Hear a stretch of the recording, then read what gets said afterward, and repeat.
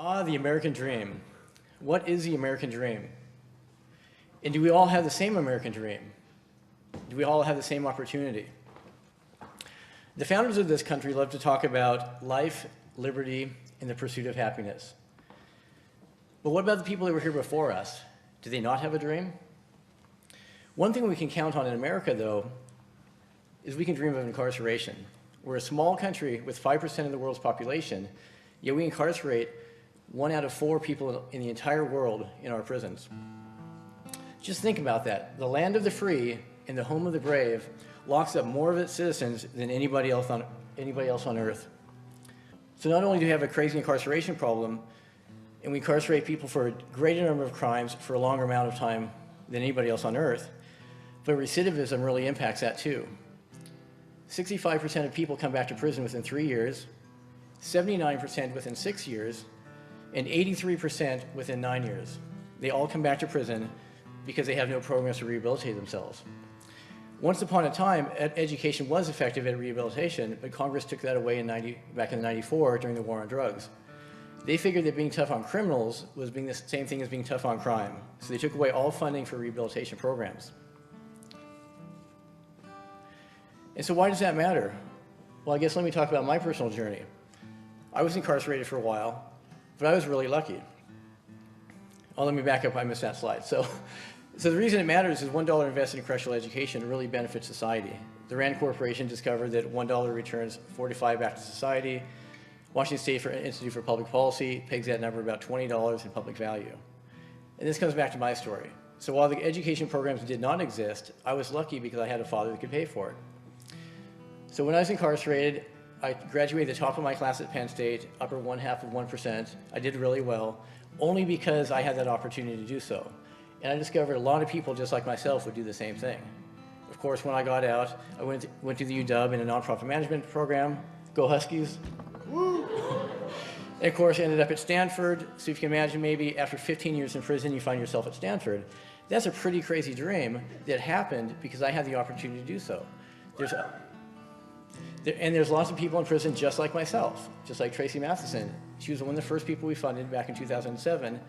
She got her degree, her associate's degree. She got out, went through to UW-Tacoma, and she graduated just this year, or last year. And then we have Kimo Stone. We helped him get his degree. Along that journey, he was a Hawaiian prisoner, and he discovered that they unjustly sentenced him as a juvenile to life in prison. He got out after 20 years, which is just a couple of years ago. He started Hawaiian labor contracting, where he hires returning citizens to do construction work. And Robert Wood, we helped him get his degree, and he is such an outstanding person. He's on our board of directors, he's our senior social media advisor, and right now he's pursuing his MBA from a federal prison. So if you think about prison sucks, there's nothing you can do, but imagine if you could spend your time getting an MBA, changing your life. He has a very different dream than a lot of people could. And why does it matter? Why should we even help these people? The reason is because 95% of all prisoners come back to America, or come back to society. So the question is, who do you want your neighbors to be, and what kind of community you want to build when people come back home? It also might matter in how we define community. Is it a gated community? Is it a city? Is it a state?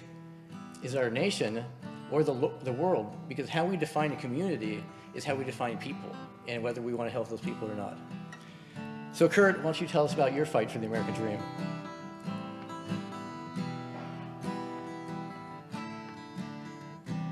Yo, yo, yo, my mind's like fight night, minus all the cheers and them bright lights. Plus I'm blinded by the tears in my eyesight. Cold world nipping at my ear, Mike Tice, but no punch out. You can't fold me. Your boys coming out swinging for the nosebleeds. Float like a butterfly, sting them like they owe me. Only thing standing in my way is the old me. If I ever fall down to the bottom, then a sunken treasure is going down too. Cause my mind's worth more than its weight in gold. And that's a pearl of wisdom, call it the crown jewel. In mine, call it the sound booth. That's where the universe communicates sound through. And the music it creates can make the clouds move. Towers crumble, flowers bloom. And even though that's all true, there's still something that can make it all fall through. So it's me against myself now. I got a fighting chance. I call it round 2.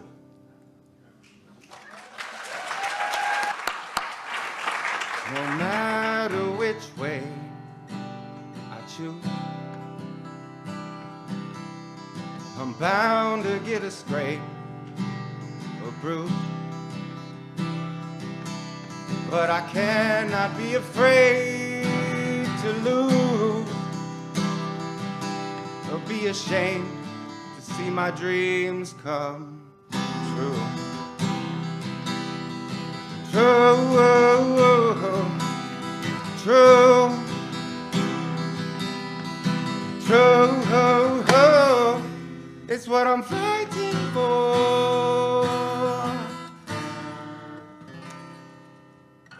My string brother.